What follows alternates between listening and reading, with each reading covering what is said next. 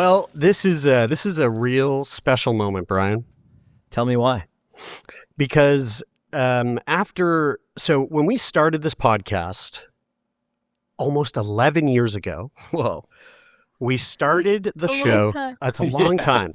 Yeah, it's almost half of your life, Haylee. We started this podcast. The first few episodes we did was in the Halifax Central Library. Now, one thing I will say about the Halifax Central Library, at the time, almost a brand spanking new building, beautiful, still feels brand new. A very accessible building, I would say. Yes. Okay. And then after we did those first few episodes, we took the podcast and we moved it into a home studio in Brian's mom's basement. Now, Brian's mom's basement was down a very steep, long set of stairs, and that's the only way in. So that was what I would call not very accessible. We did, in fact, I think, carry a couple guests down the stairs. Yes, we did. And then we just left them there. We didn't bring them back. Yeah, they're still there. They're still there today. And then fast forward, we had a very short stint of a recording in a studio in my house, which was also not accessible. There's stairs leading up to my house, no wheelchair ramp. And then we moved into the office space that we had been in for the last 5 years. And that space also not accessible. You can see that there's a bit of a theme here. I'm kind of like, how was it not accessible? It's Sickboy podcast. You know what is accessible? The internet. So, luckily we were recording with guests virtually, but still, we've had times where there are guests that couldn't enter the studio and we were forced to record virtually. Well, today, ladies and gentlemen, I am so proud to announce that we are now recording in our new studio that is in downtown Halifax, and this studio is wheelchair accessible. Hell yeah, Haylee, it's wheelchair accessible. And Haylee, you are here today. For folks who are just listening to the podcast, you are here in a power chair. You came in, we got you on set. There were no big hiccups. It was pretty smooth sailing, and I gotta say, as embarrassed as I am to say that we've done this show the majority of the time in non-accessible spaces, we are now an accessible podcast. How about that? Isn't that incredible? I don't know if you can brag about becoming accessible. No, Brian. No, Brian. We are bragging about it because it's happening today. You know what is great, though, is that we made the set look like a basement. So it still looks like it feels as inaccessible as it used to, and that's the way we like it. Haylee, I'm so glad that you've joined us today. You are a very interesting human. You have a laundry list of diagnoses, a bingo card, one might say. And you got bingo a bunch of different ways. I would say you've got bingo all of the ways that are possible. We are talking about complex regional pain syndrome, which we just did an episode on that last week. We are talking about cerebral palsy, which explains the wheelchair. We are talking about epilepsy. We're talking about ARFID. We'll get into that, what that is. AuDHD, autism and ADHD, nonverbal learning disorder, and obsessive compulsive disorder.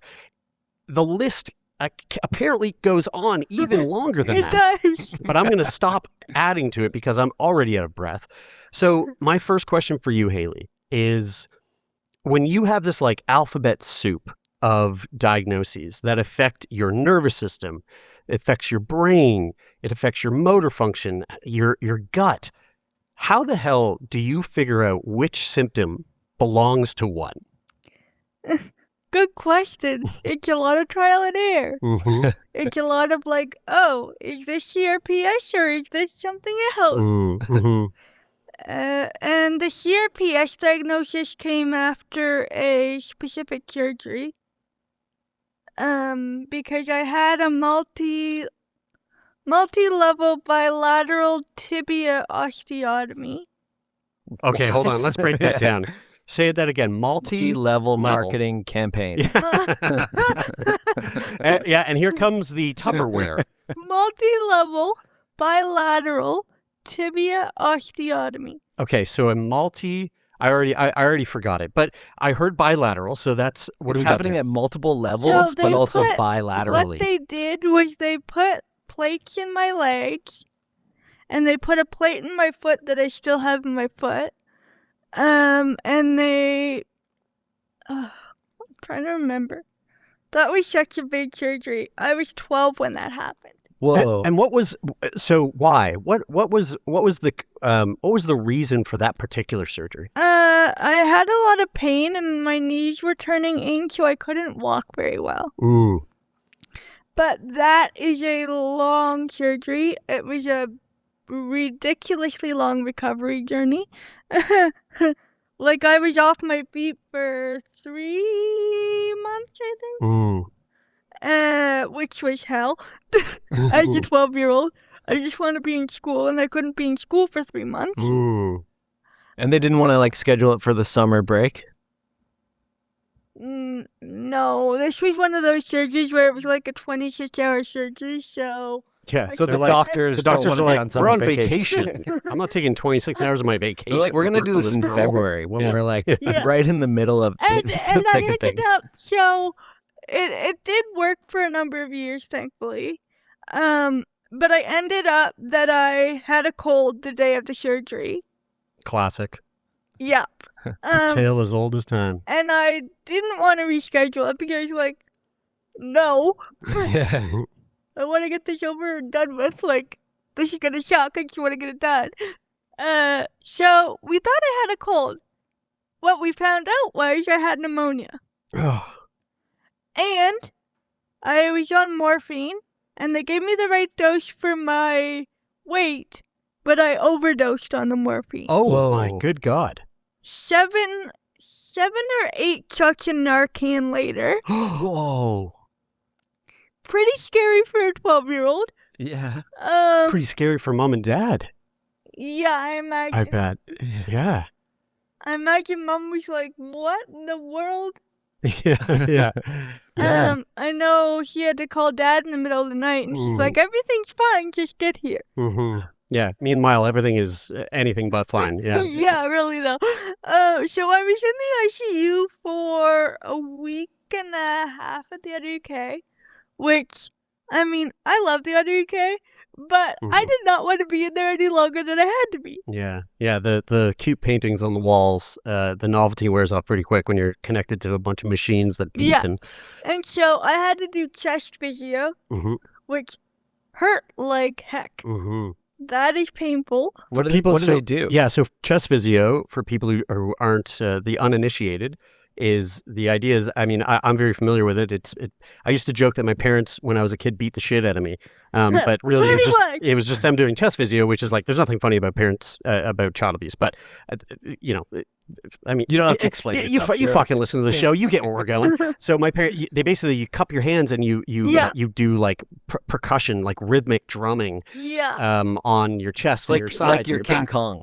And it hurt. Yeah, and the idea is that it's to break up the excess mucus. And phlegm, yeah. Yeah. So, had that done.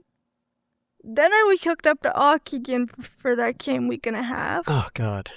That sucked. Yeah. I hate oxygen tubes. What sucks about them? I think for me, I mean, I've been on them a few times, but I also have medical PTSD, so that whole experience is what caused the medical PTSD in the first place. Yeah, it was a lot for a 12-year-old, to be honest.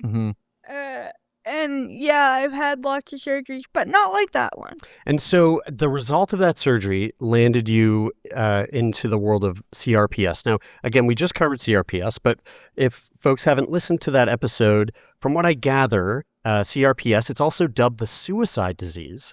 Which I hate that name. Totally, yeah, right. No. Okay, that's great. So I mean, the reason why it has that moniker is that the pain is so incredibly unbearable that a lot of people would rather, the thoughts that go through their mind is, I'd rather end things now than have to go through with all this. What is it about that name, that moniker that you don't like? Well, I mean, I was on pain medication for a number of years. I'm off of it now. I do a lot of physio now, and it works just as well.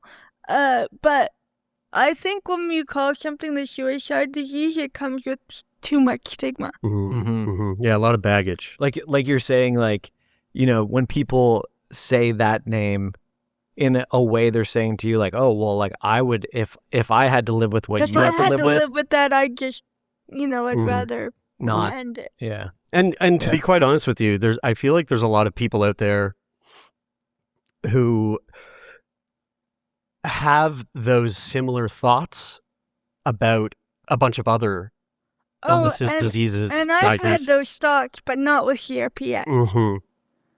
But I've had those thoughts with bipolar, which I'll get into in a little bit. Bipolar? Jesus Christ, I didn't write that down. Bipolar. That wasn't on the list. I know, it was diagnosed a month and a half ago. That's why it wasn't on the Oh my list. God. Save some for the rest of us. You are Jesus. trying to collect bingo a bunch of different ways. Yeah. You're like you're gluttonous with these diagnoses, I gotta say. So I mean that's really interesting that's your experience with it. For you with CRPS, how? I mean, you got this diagnosis after you were 12. It's been a number of years, you're 26 now. Is it something that you deal with day to day? Is it something that that sensitivity to touch? I used to, Mhm. and I still do a little bit, but not like I was. Mm, Like when I was first diagnosed, you couldn't touch my foot with a pen, mm. or I would scream and cry and curse. And were a lot of people trying to touch your foot with a pen? Yes. What a fucking weird You life went to a live. weird high school, right? Yeah, tell your art teacher to chill out. Miss Libby is off the fucking wall. It was like they were doing it to see if I had CRPS, so I get it. But I was like, oh my God, please stop. It feels like my foot's on fire. Mm-hmm. Is that like the medical PTSD too? Like being like, it sounds like you're Poked and sort of just prodded. being like poked and prodded and. I think now it is. At the time, I didn't have that diagnosis yet. So, Mm. but yeah, like when I think about my medical PTSD, yeah, needles freak me out. Blood work freaks me out. Mm. Going to the adult hospital freaks me right out. Yeah. Mhm. You don't trust them. Yeah. Yeah. They're not, and it's like They're not empathetic. it's like colder there. It's much colder, Yeah. and I hate it. yeah. That's a big that's one thing that I feel like we've talked about before on the show, but I think it's something that deserves more attention. Is like the trauma that comes with transitioning from a pediatric clinic to an adult clinic. Well, and there is no adult cerebral palsy clinic Mhm. whatsoever. Mm-hmm. So it's like you're off the side of a cliff, basically. Mm-hmm. So do they like when you become an adult, when you turn 18, I guess, do you just no longer get that level of Yeah. attention and care? It sucks. And the other part that makes it really hard, Bri, is that so I don't want to make an assumption about you, Haylee, but for myself, when I was at the CF clinic at the IWK, the Children's Hospital, I was going with my mom, and my mom essentially acted as my voice, right? Like my mom was my advocate. My mom was the one that would, like, I'm not going to recall the dates at which I had a chest infection between clinic visits. My mom knows those dates. My mom knows my meds. My mom knows all the Yeah. things. And so she's the one that's there to like advocate for me. But then when you get to the adult clinic or you go to the adult hospital, you don't have that. You don't necessarily have that voice there to advocate for I you. typically do because I can't speak otherwise. Yeah, so right. But they, like you just walk into the adult clinic and they're like, "No moms, babies. Yeah. You're not babies anymore." Yeah, and, I mean, and they just that is you're not allowed to kind of be how a it mom feels anymore. sometimes. they're Yeah. just kind of, I don't know how to describe it. Like, I mean, to me, certain conditions should always be treated at the IWK. Medical PTSD being one of them. Because they don't have the training at the adult hospital. And they have it at the IWK, yeah. They're more. It's more like equipped to take trauma care of it. informed. It feels. And they're a lot more neuroaffirmative as well. Mm-hmm. Because I tried to go in the mental health system as an adult, and that did not go well. Mm-hmm. What happened? Well, I had an OT that was like a drill sergeant. Oh yeah. All right. And, like, literally would not let me speak unless I made eye contact. And I'm like, I'm autistic. Please stop making me make eye contact. Also, I feel like, I mean, our very good friend Brock and our intern that does a lot of work with us, he has cerebral palsy, and we've hung out with Brock a number of times. And I mean, I think Brock doesn't have autism from what I know, but he does have cerebral palsy, and Brock's eyes are fucking all over the place. I don't think Brock's made a single moment of eye contact with me, and I think it's because he has cerebral palsy. He doesn't have the ability. Really, he makes eye contact with me. Really? Yeah, we love. Are you darting back and forth and jumping up and down while you speak with him? Yeah, it's like a little I think your agility test for me. Yeah. So I think there's probably also a little bit of aspect of that where, like, you know, your cerebral palsy is having this effect on the way that you are able to even like maintain eye contact in some cases. Either that or Brock's also autistic. Oh, yeah, maybe that's it. And some people I can make eye contact with. Mm-hmm. But I try not to focus on it because when I focus on eye contact, I find that I can't focus on other things. Mm. So I'm like, I can look at you, but I can't hear a word you're saying. Yeah, I'm going to have to look through you. Yeah. Okay, so that's CRPS. I kind of just like want to move down this list because I'm so fascinated. Again, there's one in here that I'm not so familiar with. We've talked about cerebral palsy a lot, and we'll get into it. We've talked about epilepsy a lot, autism, those things we're pretty familiar with. ARFID, Avoidant Restrictive Food Intake Disorder. Now, let me take a guess. I feel like I might have ARFID because I really am quite picky about the way that I eat. So let me ask you this question. Is it just picky eating? Is it No. you're just a picky eater? No. But that's what it used to be called. It drove me nuts. It used to be called picky eater syndrome? It used to literally be called picky eating disorder. Oh my God, get the fuck out of here. Really? I hate it. Yeah. I mean, that Because sounds like a joke. It's a lot more, there's a lot more under the surface than that. Mm. So for me, ARFID is caused by anxiety, Mm-hmm. depression, probably a little bipolar now that I know I have that. Mm-hmm. And it's a really tricky diagnosis because so many people think, oh, well, why can't you eat this brand of yogurt, but you can eat this brand of yogurt?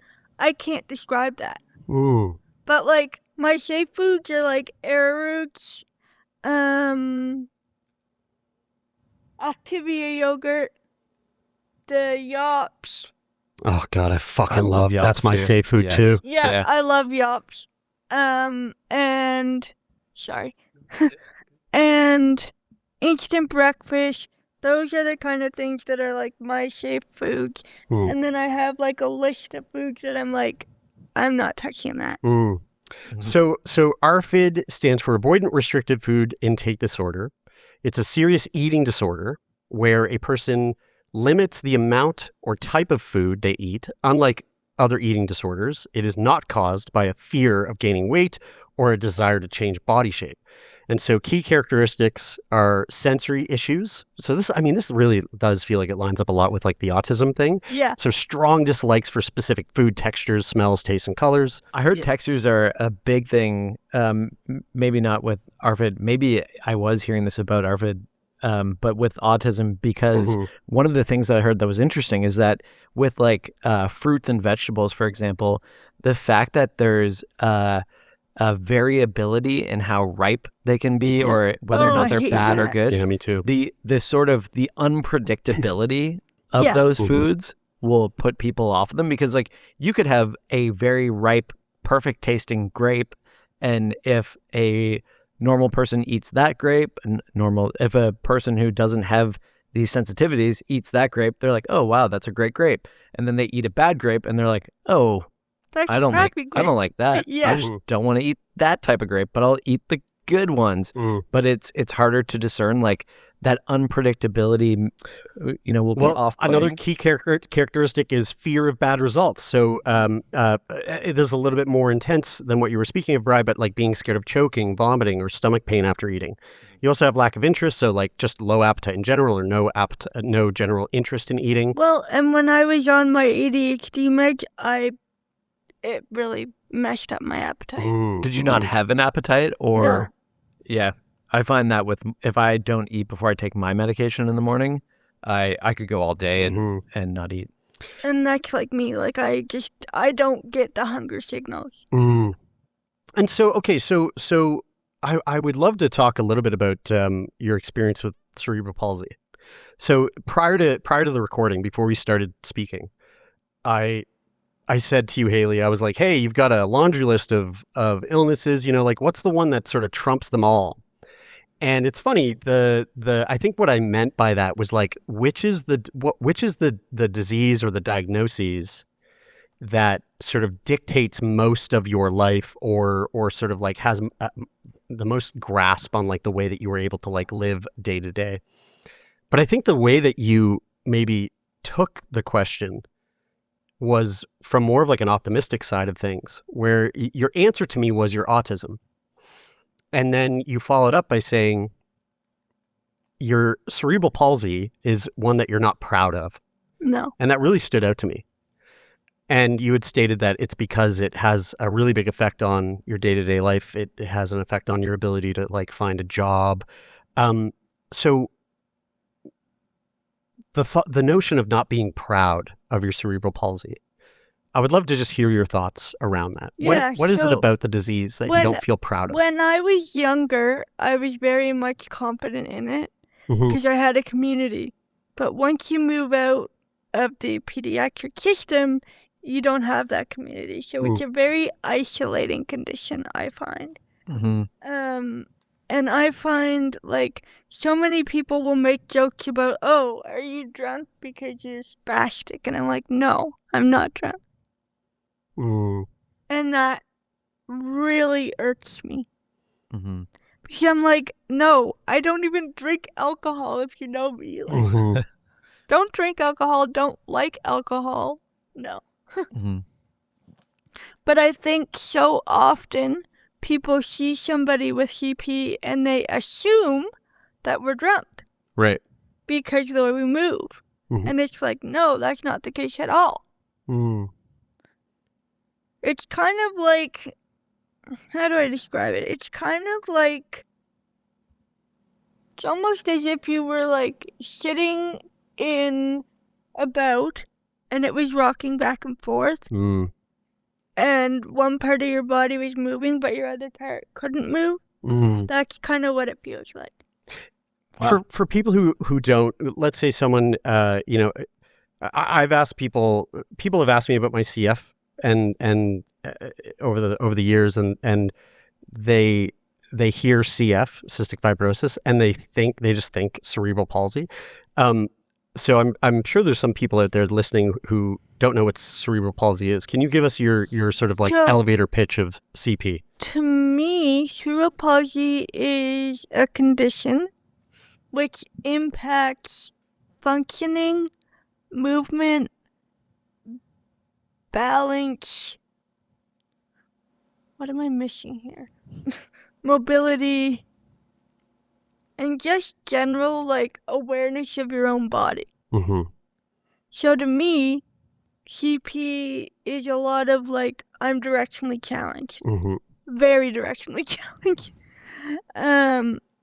Even with GPS, I still get lost. Yeah. So for me, CP is about, like, I have this condition. Hopefully, eventually, there'll be a cure. But I don't know. And it's progressive, right? It gets. They don't call it progressive. Oh, okay. But I don't understand why they don't call it progressive. Because it kind of is. Yeah, because one thing I mean, again, you're here in a power chair, and you had said earlier when you were a kid that you said that the pain in your leg was making it hard for you to walk. So was there a point in time where you didn't rely on the use of a power chair? Yeah. And so there's still times where I can walk. It takes a lot less energy out of me to sit in my power chair. Yeah. But I have a walker, like a rollator, and I have a cane, and I have a smaller wheelchair as well. So I have lots of devices that help me move around. I really wanted to ask Haylee about the community aspect of living with CP that you talked about. I think we've heard people talk about this before, but not really in depth. But like this idea that you had a community and then moving into the adult system, not being able to maintain that community? Like, what does that look like? So at the age of 12, I created a group called Cerebral Palsy T, and I'm really proud of that. Mm. It was a group for kids with CP to just go to Club Inclusion and chat about CP, chat about bullying, ask questions to Dr. Wood, who is an amazing neurologist. She's retired now, but gotta give her a shout out. Love her. Shout out Wood. Even though she didn't think I'd be able to walk or talk, so I proved that wrong. Take that, Dr. Wood. Suck it, Wood. We think you're great, but also.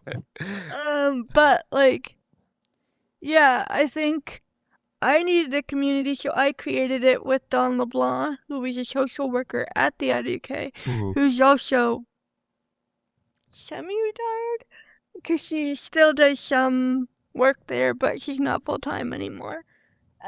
But we created the program, and I did a program called There's More to Me Than Just CP. And that was created by a friend of mine who has CP, who was a social work student at Dalhousie. And I wish I could find that book, because I've looked everywhere. So unless it's in my memory box somewhere, I don't know where it went. But that was a really cool program, because it taught me that CP's a part of me, but it's not my entire identity. And I think sometimes as a young child, like at the age of 5, when you have a kid that's like, why do you walk like that? You explain CP and they're just like, what? Like, it's kind of like you're explaining it to an alien, you know what I mean? Totally. But I got really good at explaining it to little kids. Because little kids are just curious. They're not judging you. They're curious. They want to know. It's different when an adult asks, and you're like, I don't have to answer that, actually. And I've had some adults in my life that have assumed I couldn't walk or speak or even communicate, even though I'm in university. So I go to MSVU, Mount St. Vincent. I love it there. What are you studying for your undergrad? So my undergrad was in child and youth study, and my master's is also in child and youth studies. Nice. So my master's, if I can find a supervisor, will be on disability, identity formation, and mental health/illness, and how they all kind of intersect. I love that. I one thing that I'm curious to know is, you know, as you become an adult, like, I don't know, I found like making friends as an adult has become like, it's hard. It's just become harder. And there was times where I thought I have enough friends, and then like, I don't know, one day I woke up and was like, what? You never have enough friends. There's always room for more. I don't really like my friends that. Like, maybe I can get some better friends. New friends. And so it's a hard thing to do as an adult in general. For you, with someone who, you know, has all of these perceived barriers in front of you that you know, surround your diagnoses, there's this added challenge of like finding friendship, finding community, finding support. Yeah, and I think I've really found that in a few places, Club Inclusion being one of the main ones. Joyful Sounds Music Studio, I gotta shout them out because they're amazing. Shout out Joyful Sounds. What is Club Inclusion? You've mentioned it a couple times. Club Inclusion is a space for people with all abilities. So it's a space where they do summer camp, they do rec programming, they do cooking classes, they do independent living support. So it's a physical space. It's a physical space in downtown Halifax. Okay, cool. And they do like pottery, cooking, breakfast club, walking club, volunteering. community navigation. When you first said Is walking club just a slap in the face to you? No, because it's not just walking. You can wheel in walking club? inclusion. Yeah, Yeah, right. they're like, Oh, my bad. You can, come here, you can run, Fuck, you can sorry, jog, man, sorry. you can crawl, you can roll, you can do whatever you want. Yeah. But when you first said club inclusion, the first thing that came to my mind was Club Penguin. And I was like, oh, you're hanging out in this. I also love that game. Which Club Penguin could also be Club Inclusion, too, at the same time, I think. Yeah, true. It could. But when I think about community, Joyful Sounds was probably one of the first places where I could be my full self. And what is Joyful Sounds? I've never heard of this. So Joyful Sounds is a music studio in Fall River, Nova Scotia, run by Louise McDonald, who 20 years has it been? I should have looked that up already. Oopsies. I think it's been 20 years. So if I get that wrong, Louise, I'll fix it later. We'll fix it in post. But I met my voice teacher there, and I've gone through a few voice teachers because they enjoy the job and then they leave and whatever, right? But I've had one that I've recently reconnected with, and yes, I have permission to say her name, so Don't come at me. don't come at me like that. But Miss Linnell is incredible. When I was younger, I wasn't diagnosed with ARFID. I was diagnosed with eating disorder not otherwise specified, so I didn't really understand what that meant. I don't think anybody does. Because basically it was like, you have an eating disorder, but we don't know what's wrong with you, so bye. Yeah, right. Pretty much. Yeah, tell me, name anyone who understands what that means. I think that's the whole point of the name. Yeah, so, sorry, I lost my train of thought. It's okay. Well, let me ask you this. It might get you back on track. You're talking about Joyful Sounds. You were talking teacher. about voice work, and something I'm really curious about is what does that work look like? Because I had a number of voice teachers, but through the context of theater school, and that was my favorite class. Voice work is my favorite type of work as a performer. So, I sing and I write my own songs. And my voice teacher has put a couple of them to music for me. But I don't know. There's something special about that place. I don't really know how to describe it.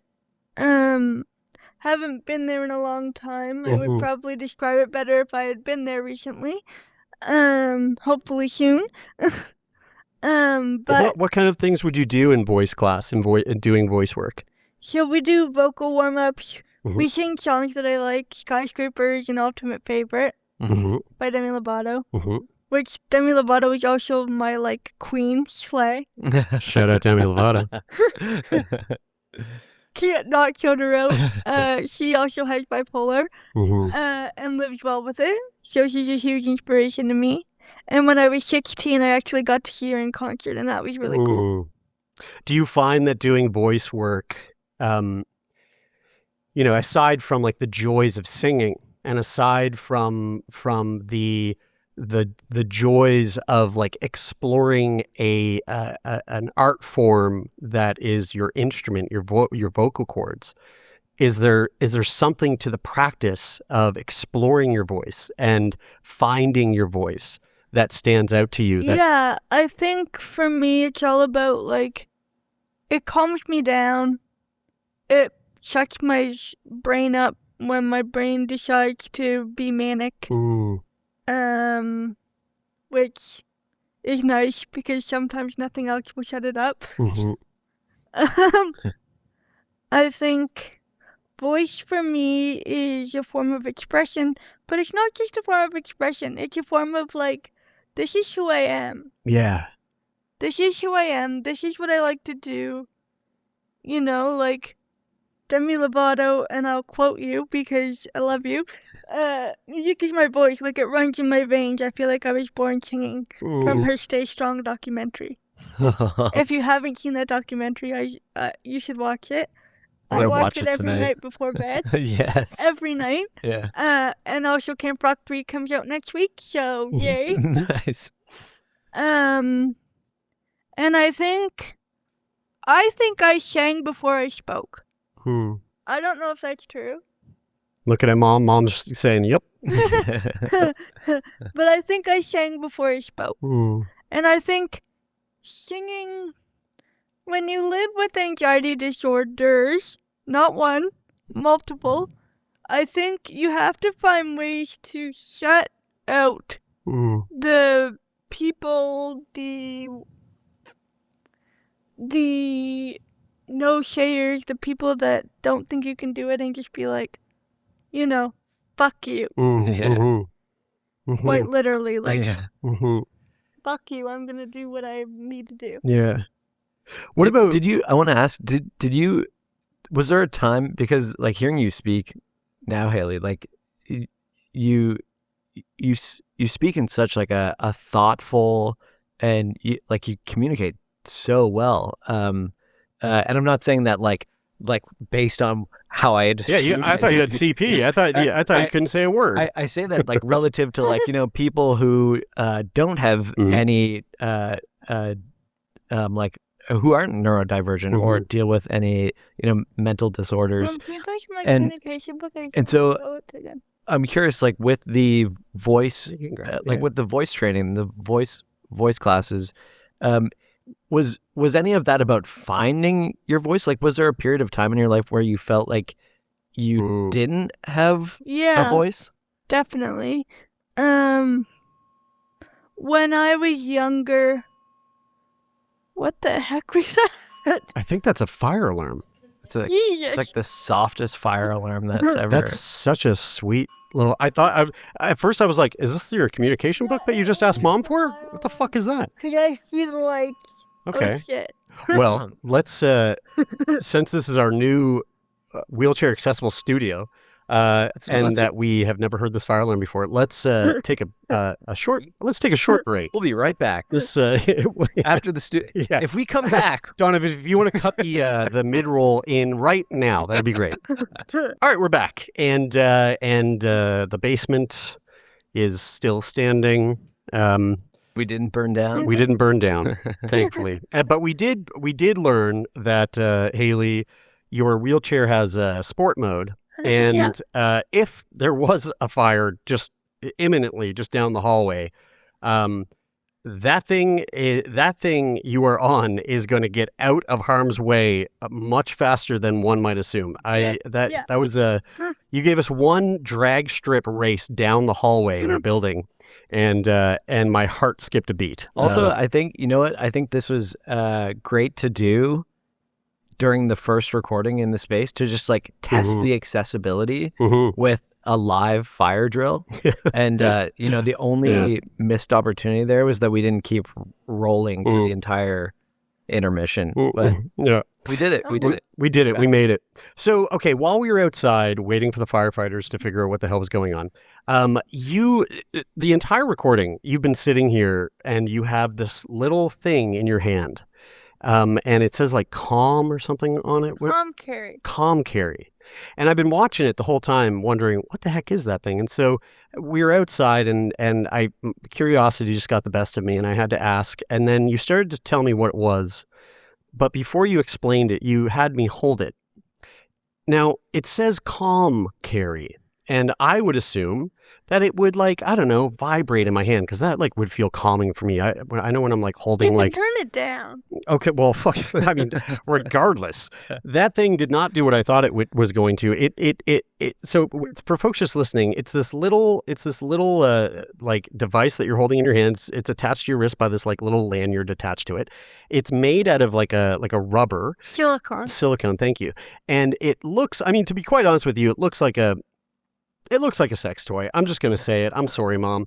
And so I figured it looks like an AirPod case with a bracelet. AKA a sex toy. Yeah. And so I thought it would do what a sex toy does, which was calmly vibrate in my hand, because I don't know why, but that seems calming. What it did was it fucking shocked me. It electrocuted me. So what the hell is that actually thing? does. And I thought you were joking. No. Like, oh my God, that's intense. And then I put my hand on it, and yeah. If you told me that didn't have a lower, like if that didn't turn down, it I'd made be like, my it you know that thing where the doctors hit your knee and your knee just like automatically kicks. It literally kicked in my reflexes. What is that, and why on It's a earth is that? taser. Why is that called a calm thing? So it can be used for different purposes. So if you hold it in this hand, it's good for focus and anxiety.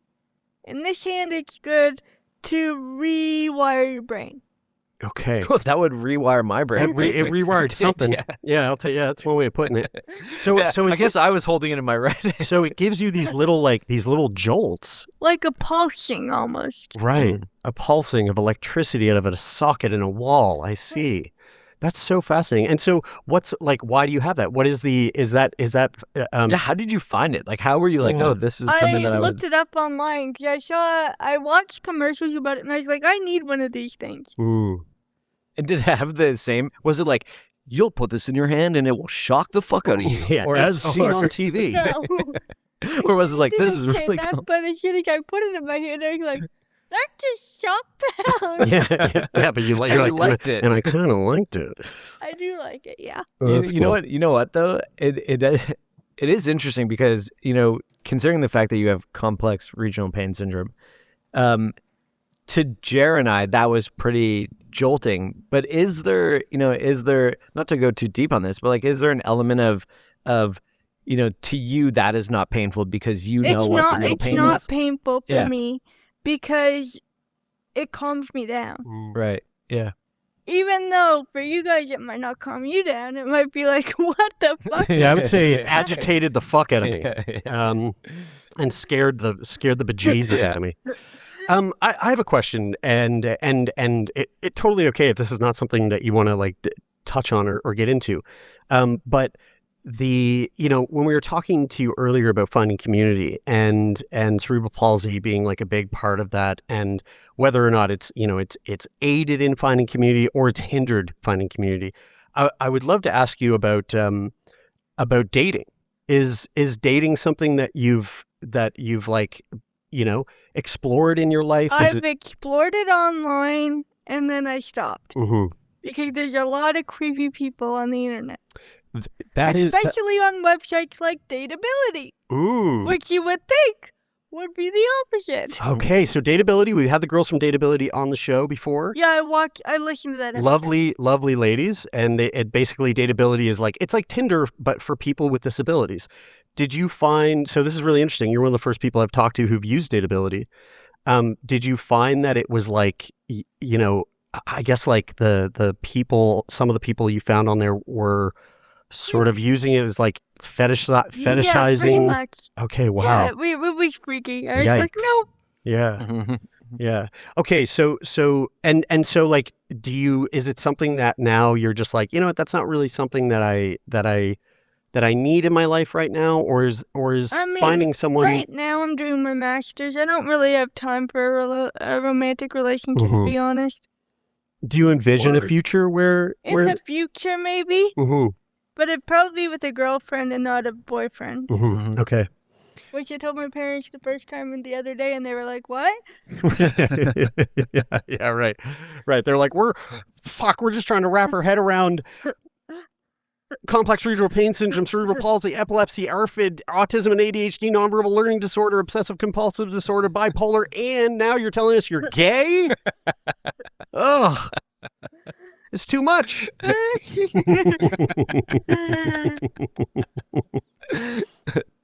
love that. That's great. When did you because you said that you were just recently diagnosed with bipolar. How did that come to be? Had a lot of months where I wasn't sleeping and couldn't sleep and felt like I was on top of the world. But in my notes. That sounds like bipolar for sure. Yeah. Can't sleep, on top of the world, everything's great, everything's awful. Pretty much. Yeah, because 1 minute it could be fantastic and the next minute you're like, what the hell just happened? Yeah, that one there. It says the There we go. bipolar There we go. diagnosis. Yeah. There we go. I was like, I know I have it in my notes somewhere. Yeah, so I started to wonder if I had bipolar. It was probably in March. Because I was in school at the time. Oh my god, that TV's distracting. Here, let me look at that. Sorry. See how accessible this place is? Sorry, I hate them. Yeah. Anyways, so in March, because I was in school at the time, and I wasn't sleeping well, and I wasn't eating well, and my moods were all over the place, and I was like, what in the hell is going on? Like, I've had mood swings, obviously, but not like this. And the way I describe it to people is like, imagine you're on a roller coaster that never ends. So, you're on a roller coaster, but it's never gonna break, it's never gonna stop. That's how I kind of describe bipolarity. I mean, that sounds fucking sick. For like a little bit. I love roller coasters. Well, I like roller coasters too, but not the emotional kind. Yeah, I guess you're right. I guess you're right. Yeah. And I guess, yeah. I mean, being on a roller coaster forever, I guess Well, it does would sound be- like hell. It would be sweet if like you could get 8 hours of sleep and then be on a roller coaster all day, except get off to eat meals and then get back Yeah. on. Yeah. That sort of thing. Yeah, get off, take a shit. Yeah. Yeah. No one wants to shit on a roller coaster. That's Yeah. true. I'm sure a lot of people do.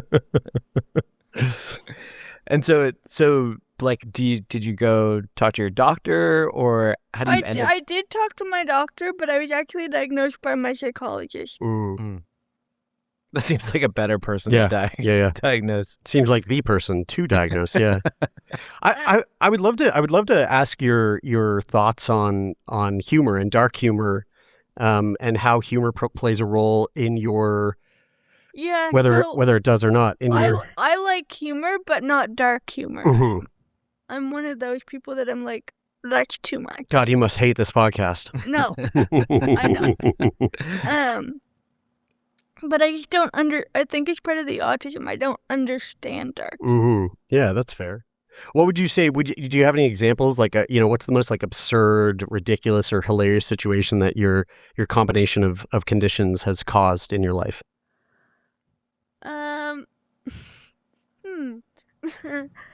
Wasn't ready for that question.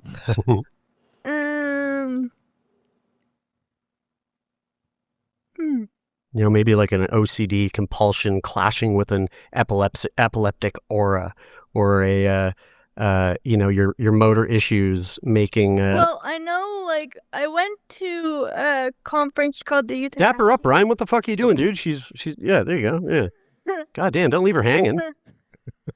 For folks just listening, Haylee was just reaching out for a dab, and Bri just sat there letting her hang.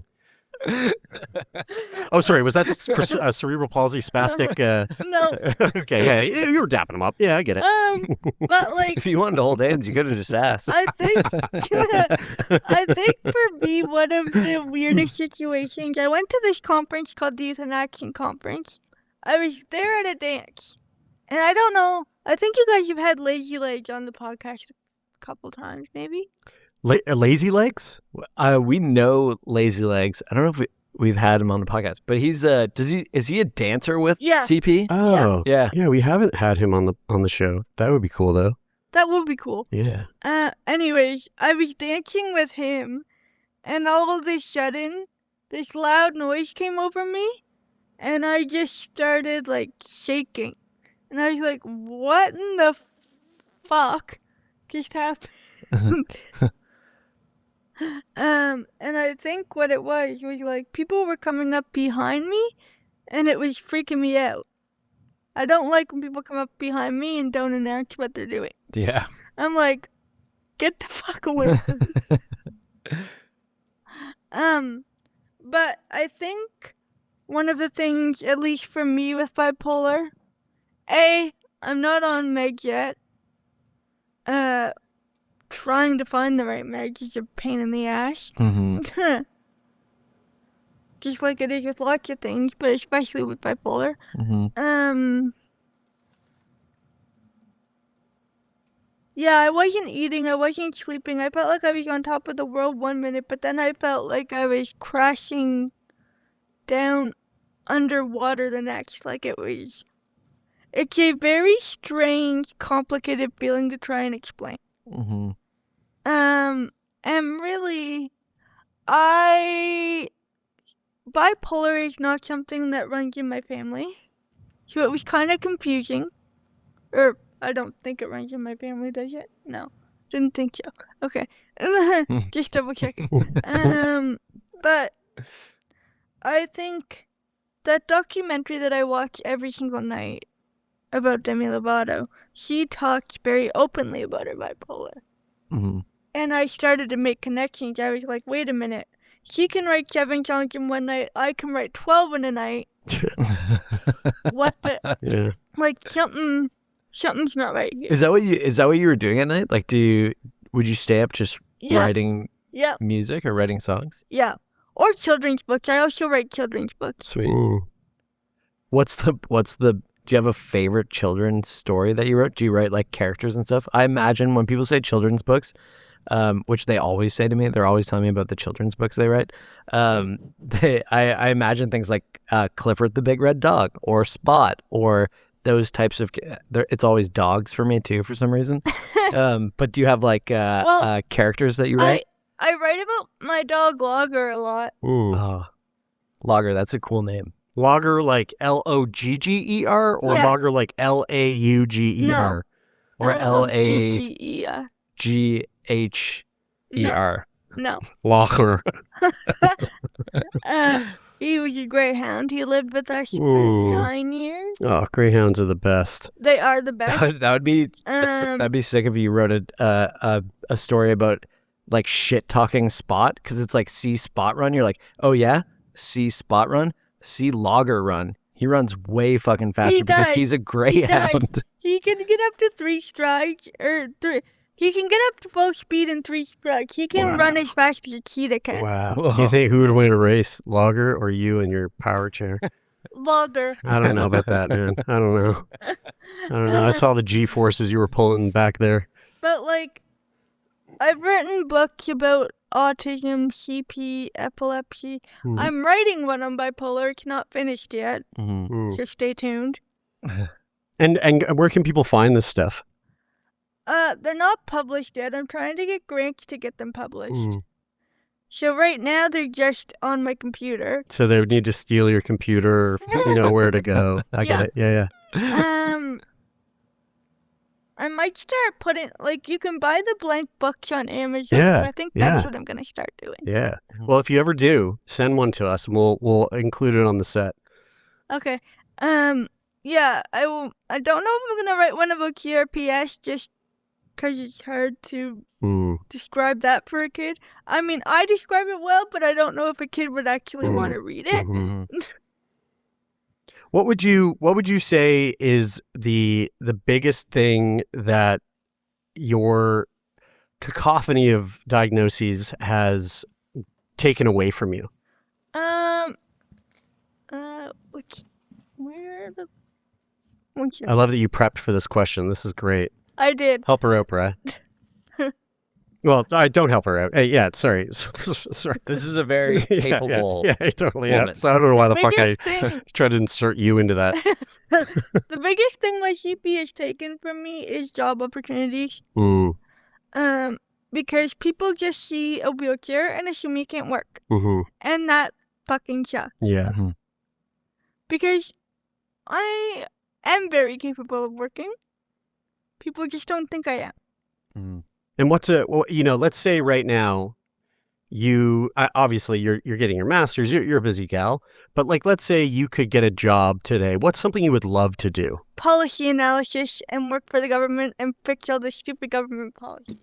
Tim, It's like a perfect job for you. Hey, hey, Tim, are you listening? Yeah, really though. Get the fucking fat out of your ears and get this lady in the office. God damn it. I hate him. I don't think you're alone in that. What would you say is the biggest thing that your diagnosis has given you? A fresh perspective. A fresh perspective of, like, not illness per se, but like identity and the importance of identity and the importance of mental health and mental illness and the importance of talking about it in university, which we don't. Mm-hmm. We assume that people know what it is, but we also don't talk about it in high school enough. And I have an issue with that, big time. Because you talk about it in grade 8, but then you don't talk about it ever again in school. And I'm like, hello? What are we doing here, Department of Education? I don't even remember who the Department of Education is now. It was Becky Druhan, and I love her, but I forget who it is now. Yeah. Anyways. What and just to the point, because I'm curious what you think about this. And I love that answer about wanting to get into policy, because I think that your voice would be incredibly valuable in that space.